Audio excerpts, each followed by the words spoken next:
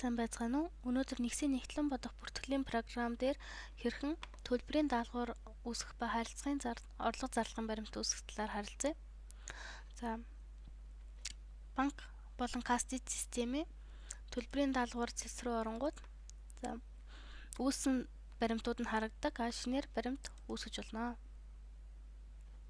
Дугаарын цаанаас нь автоматар програм тавиад өгдөг. Огноон жишээ нь өнөөдөр 10 сарын 23 гээд авчия. Байгуул нь хэд хэдэн байгууллага бүртгэлээ өгөх боломжтой учраас байгууллагаа зөв зааж өгнө. Банкны данс. Манайд ганцхан данс үүссэн байгаа учраас түүнийгээ сонгоё. За, хүлээн авагч. За, бид нар ямар худалдаа авалт хийсэн худалдаа авалтуудын баримтуудаа эхлээд харъя. Ганцхан худалдаа авалт хийсэн байна. 120 мянга солонго ХХК-д. Бид нар дансны өглөгтэй байна. Үүний тулд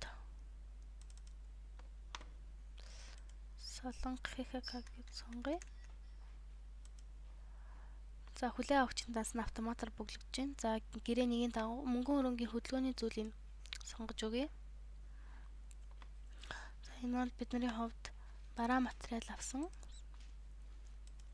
Төлбөрийн дүн 120 мянга.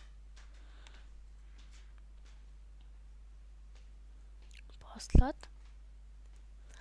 За, төлбөрийн даалгавар дээр үнэлэн үүсгэх функцийг ашиглан харилцан зарлага баримтыг үүсгэж болно. За, энэ тохиолдолд салбарууд нь ихэнхдээ зөв бүглэгдсэн байгаа. За, байгууллагын данс.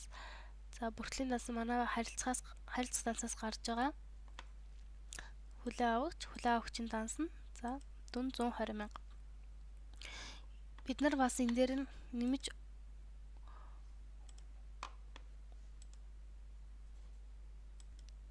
өөр худалдаа авалтын баримтаар нэг харилцан зарлагаар хэд хэдэн худалдаа авалтын баримт хаах боломжтой учраас нэмж болно. За, мөн адил хасаж болно. Постлоод дансны бичлэлтүүдэд харъя.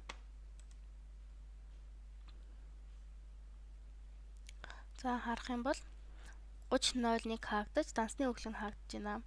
За, гарах данс нь болохоор бидний банкны дах мөнгө, төгрөг, бараа материал гэж хаагдаж байна. За, тайлан хэсгээр нь банкны дансны хуулга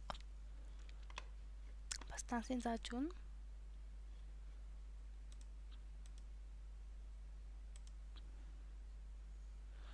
За, бидний хувьд эхний үлдэгдэл байгаагүй учраас энд хасах дүнтэй гарч ирж байна. Үлдэгдэл нь хэрвээ бид нар авлага хаашаад өөрчлөлгөө явуулахыг хүссэн бол өөрчлөлгөө банкны баримт хэсэг рүү ороод оронгууд бүх дансны орлого зарлага нэг дор харагддаг.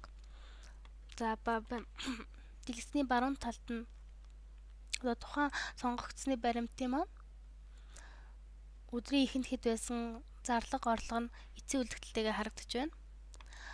Жишээ нь бид нар яг энэ байгууллагатаа урьдчилгаа явуулсан бол бид нар шинээр зарлага гэж гаргаж болно. Харин копи дах функц байгаа. За, энэ нь болохоор автоматар бүх талбарууд нь ижилхэн бүглэгдсэн байна. Жишээ нь бид нар 100 биш 100 мянга урьдчилгаа явуулсан байхад постлоод энэ дээр бас анхааруулж хэлэх юм болохоор тооцооны данс хэрвээ бид нар өмнөх өглөгөө өгөөгүй бол 31.01 данс хаагна. Хэрвээ бид нар урьдчилгаа явуулж байгаа тохиолдолд урьдчилгаа тонс 15.01 үүснэ. За, постлоо дансны бичлэлтэд харцгаая.